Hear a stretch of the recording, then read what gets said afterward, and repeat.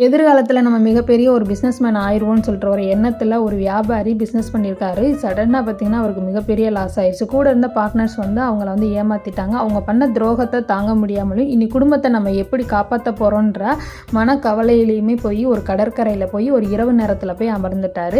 பழசை பற்றி யோசிச்சுட்டு திங்க் பண்ணிக்கிட்டே இருந்திருக்காரு. இப்படி நம்மளை ஏமாற்றிட்டாங்களே, இனி நம்ம என்ன செய்ய போகிறோம் அப்படின்ற மாதிரி நினச்சிக்கிட்டு பக்கத்தில் உள்ள மணலை பறிச்சுக்கிட்டே அதில் உள்ள சின்ன சின்ன கல்லை எடுத்து அந்த கடலில் எரிஞ்சுக்கிட்டே இருந்திருக்காரு. மெல்ல மெல்ல விடிய தொடங்குது. அவர் எரிஞ்ச கல் எல்லாமே தீந்து போயிடுச்சு. கையில் லாஸ்ட்டாக ஒரே ஒரு கல் இருக்குது. அதை கூர்ந்து பார்க்குறாரு. பார்த்தீங்கன்னா வைரக்கல். எங்கேயோ திருடிட்டு வந்த திருடர்கள் போலீஸ்க்கு பயந்துட்டு அங்கே புதைச்சி வச்சுருந்துருக்காரு. அப்போ அவர் வீசி எறிஞ்ச கல் அத்தனையுமே பார்த்தீங்கன்னா வைரக்கல். நிறைய பேர் நம்ம அப்படி தாங்க இருக்கோம். பார்த்திங்கன்னா எதிர்காலத்தையும் கடந்த காலத்தையும் நினச்சி வைரக்கல்லான இந்த நிகழ்காலத்தை வாழ மறுக்கிறோம். எல்லா பிரச்சனைக்குமே ஒரு சொல்யூஷன் இருக்கும். நம்ம வாழ்க்கை தான் இந்த மாதிரி இருக்குன்னு சொல்லிட்டு யாருமே நினைக்காதீங்க. நிகழ்காலமான வைரத்தை அழகாக வாழ்ந்துட்டு போங்க. நன்றி.